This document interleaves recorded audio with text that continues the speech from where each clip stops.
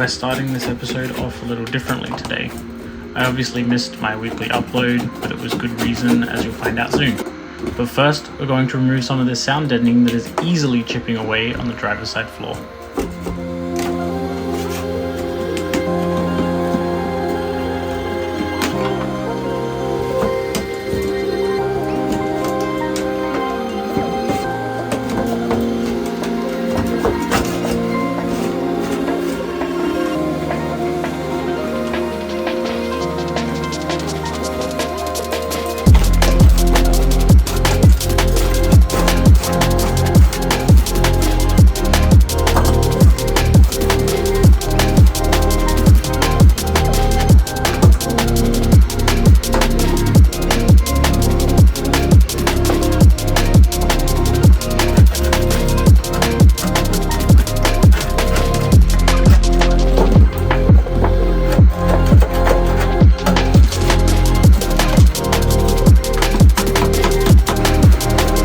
Now that we've uncovered some surface rust and a few holes, I'm going to remove the seat rail mounts.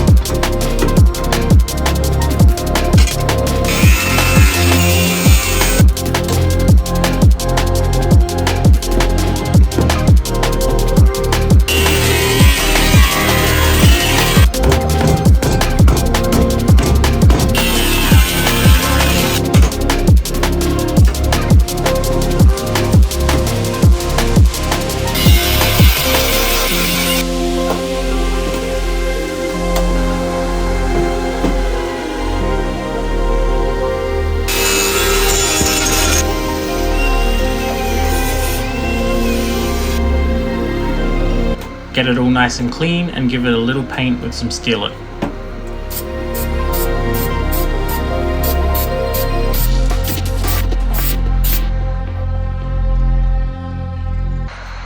As you can see, we have a serious hole here, so we're going to have to do some patching.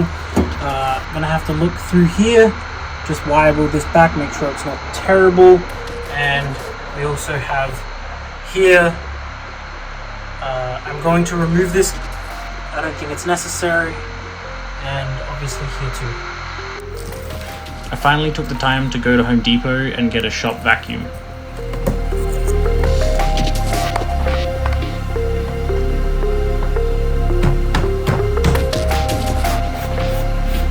Now that it is built, we can finally vacuum all the grinding dust and leftover material from the sound deadening out of the car. Flat work, baby! The seat rail mount on the tunnel is held in by a few spot welds.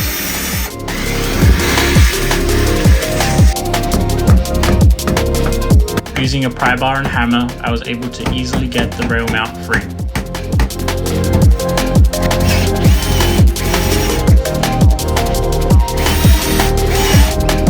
Love me some bouncy video.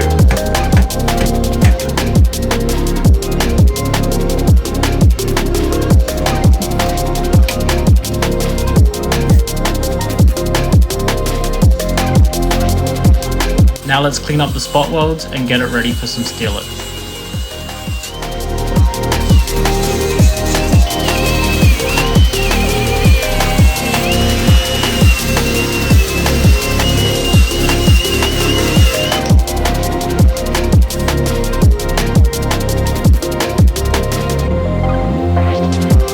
Let's talk why I cut this out.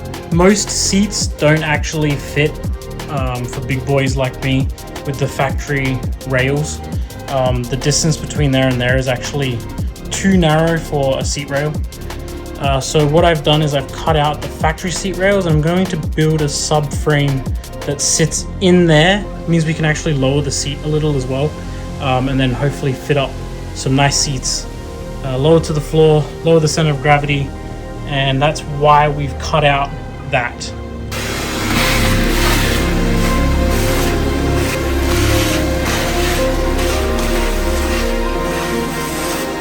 Did I just get my own shop cat?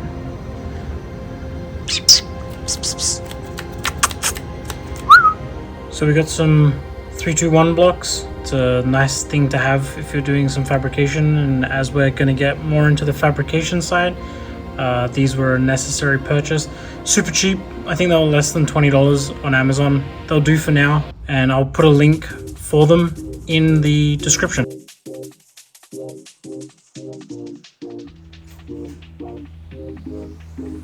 So it's the next day, and I want to tackle splitting one of the SSRs that I have for the car. I want to run these 15-inch SSRs with an adapter, so I need to measure up. But to do that, we have to split them first. They are a 2-piece wheel with the face mounted instead of the usual sandwich mount.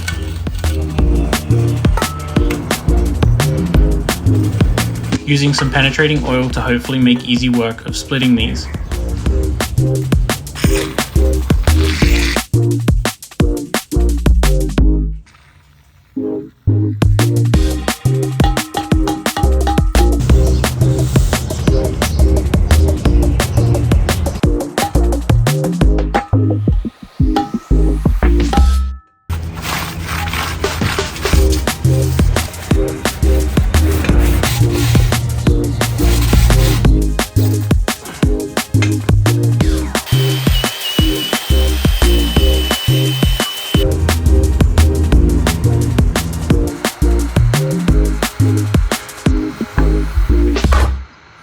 That didn't work. I'm going to leave this one with some penetrating oil overnight and come back tomorrow.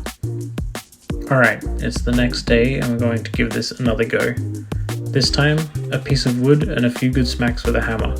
Hopefully the penetrating oil helped.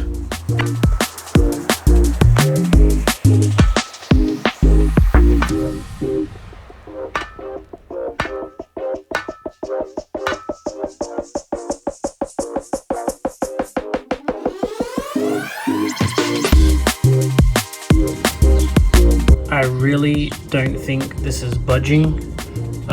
You can see here that there is some movement, but I just don't think I'm gonna get enough. So I might have to take an angle grinder to it, but I'm not gonna do that today.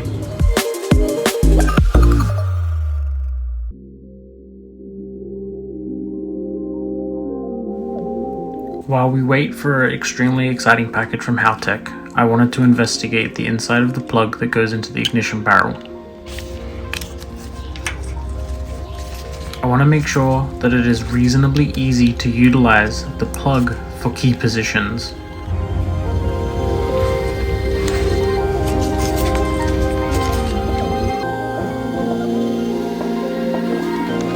While I wrap my head around some old wiring diagrams, I wanted to measure up for the plate that will be mounting the Nexus R3. I also want to make sure that I have enough room for the haltech PD16, a CAN hub, and one positive and negative distribution block, when the time comes, of course.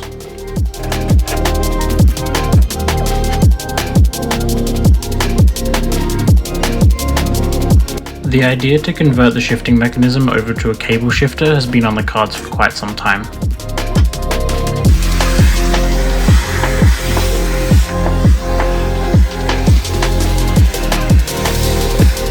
There are a hell of a lot more options when it comes to cable setups. The slop and throw of a rod setup still leaves a lot to be desired compared to newer Porsches like the 996.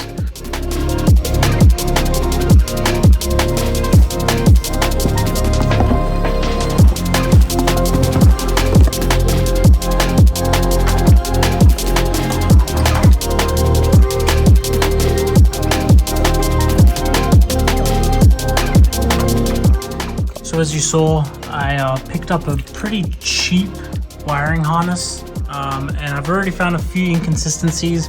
One being the CKP, which obviously is the crank position sensor. The plug is different to the factory one that I have, which is over here somewhere. Another difference is there's a few things over here, such as the starter solenoid and water. Those things will have to be relocated.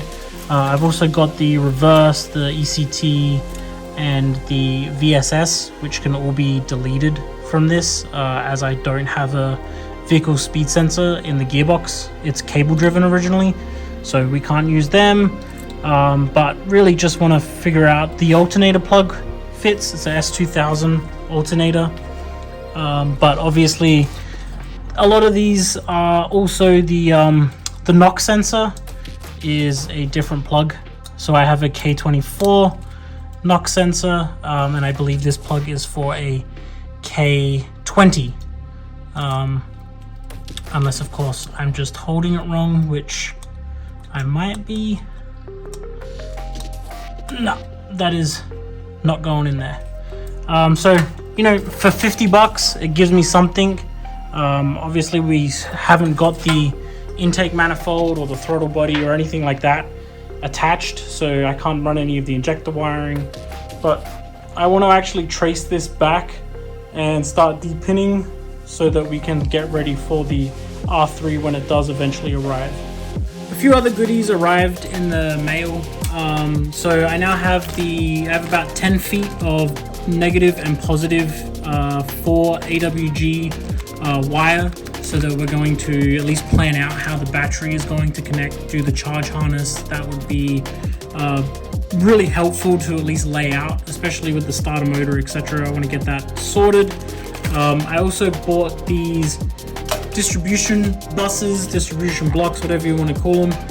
We're gonna go over how these are gonna fit in the back seat where the battery is and how we're gonna wire all of that up.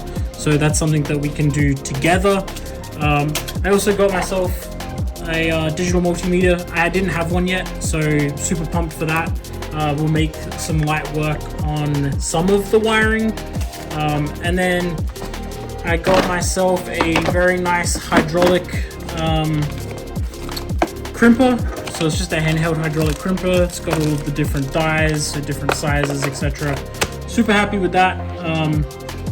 That's going to be fun to use, fun to actually start going forward with that. I've got some nice wire strippers coming as well. They haven't turned up yet. I ordered everything together, but you know, Amazon baby. I also got this really cool terminal release kit, so that'll come in handy when we start depinning either the engine harness that we've got or the plugs that are for the chassis harness. I want to use as many factory plugs as I can.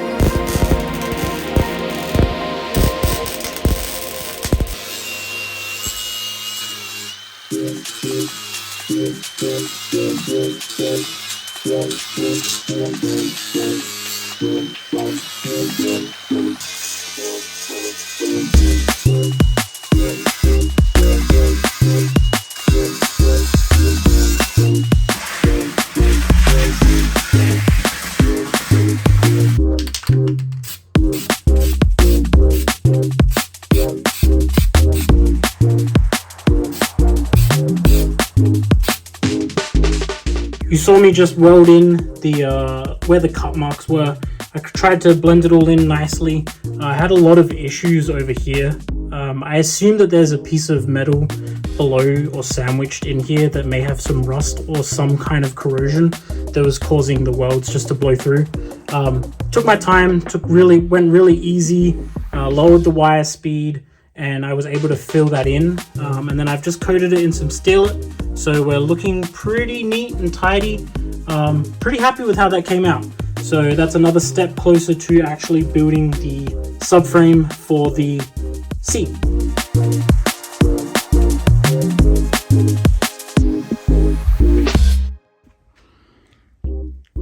All right, I'm calling it here. I'm pretty beat, so we're gonna end this episode on a downer, I guess. The engine harness didn't work. It's not gonna work. I'm going to have to spend a bunch of money on a proper harness. I guess it's kind of necessary for a project of this caliber that I'm trying to build to. So we're going to hit up Ryan at Rywire and see what we can do there. The Nexus R3 and all the haltech purchases, they didn't actually arrive in time. They should arrive sometime next week, given that there was some customs delays. And then we got a lot of fabrication done. We got a few things modified in the cabin for the seats that I want to put in. So pretty happy with that, which means that there was actually fabrication work in this episode, which is awesome.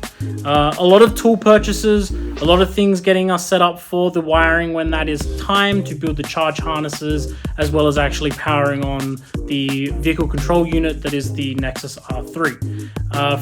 From there, I think we're going to probably chop out the passenger seat rail mounts and then get that all cleaned up, ready for the seats. Hopefully we can purchase them, but I actually think that the purchases that are going to be next is the Rywire harness and basically getting everything ready to crank this before end of June. Let's see how we go.